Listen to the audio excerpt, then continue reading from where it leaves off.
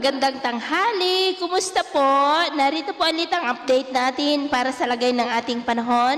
Ngayong tanghali po ng November 2, 2023 na kung saan sa ngayon po ay tuluyan na nalusaw ang LPA na ating minomonitor. Ang hanging amihan naman ay umiihip na lamang dito po sa northern part ng Cagayan at Ilocos Norte, Batanes at Babuyan Islands. Ang shear line naman o yung linya ng hangganan ng malamig na amihan ay umaabot po dyan sa northeastern part ng Northern Luzon.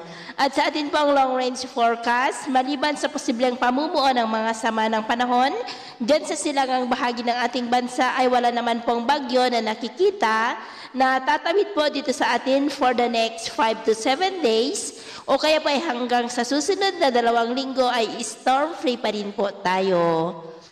At sa lagay po ng ating panahon, ngayong tanghali ay generally fair weather po sa malaking bahagi ng ating bansa, lalo na po dyan sa may Mindanao at Visayas, pero dito po sa Luzon ay maulap na kalangitan na may mga pulupulong pag-ulan sa may Batanes, Babuyan Islands, Cagayan Valley, Cordillera, ilang bahagi ng Ilocos Region, Central Luzon, Metro Manila, Calabarzon, Mindoro Provinces, Northern Palawan, ilang bahagi ng Bicol Region, at ilang bahagi po ng Panay Island. At susunod po ng mga oras ay posible ang mas malalakas na mga pulupulong pag-ulan dito po sa malaking bahagi ng Luzon, sa Visayas at Mindanao ay generally fair weather pa rin po tayo maliban lamang sa mga tsansa ng maulap na kalangitan na may mga pulupulo na mahina hanggang sa katamtaman ng mga pag-uulan.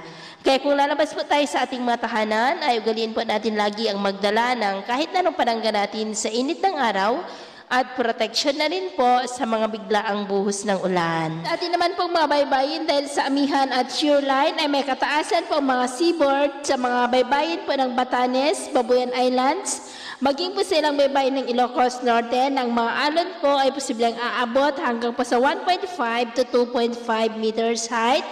Kaya iwasan po muna natin ang papalaot, lalo na po dyan sa mga may kulay pula para mas makaiwas sa mga sakunang pangkaragatan. So, yun po ang latest update natin sa araw na ito. At ako po muli si James na nagsasabing, sa kahit anong pagsubok po na darating sa ating buhay, huwag na huwag po tayong mawawalan ng pag-asa. Thank you and God bless!